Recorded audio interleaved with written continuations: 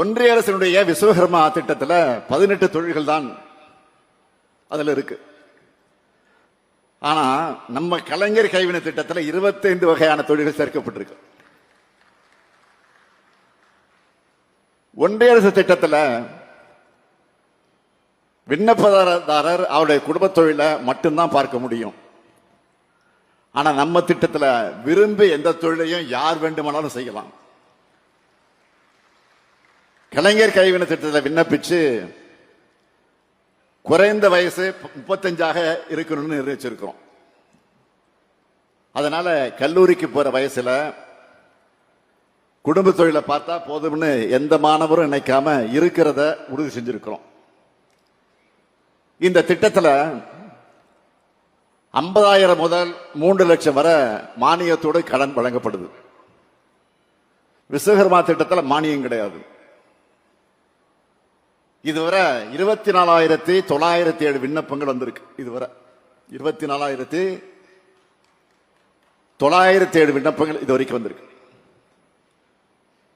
வங்கிகளுக்கு பரிந்துரைக்கப்பட்டு 8,951 பயனாளிகளுக்கு 170 கோடி ரூபாய் கடன் ஒப்புதல் அளிக்கப்பட்டிருக்கு. கலைஞர் கைவினை திட்டமானது தமிழ்நாட்டில் இருக்கக்கூடிய அனைத்து வகை கைவினை கலைஞர்களுக்கும் அதிகாரம் அளிக்கக்கூடிய வகையில் உருவாக்கப்பட்டிருக்கு. யாரையும் விளக்காம, சமூக பாகுபாடு பார்க்காம உருவாக்கப்பட்டிருக்கு. ஆர்வமான கைவினைஞர்கள் விரும்பின தொழிலை செய்யலாம் என்கிற அடிப்படையில் தான் இந்த திட்டத்தை உருவாக்கி இருக்கும்.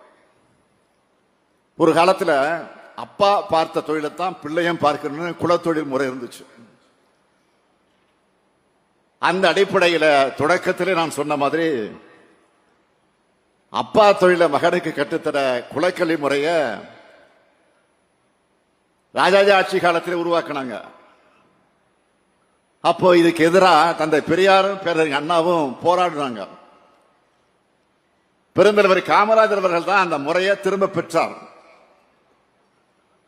இத்தனை ஆண்டுகளாகியும் சிலரோட மனசுல இருந்து அந்த பழமைவாதம் இன்னும் போகல என்பதன் அடையாளம் தான் விஸ்வகர்மா திட்டம்.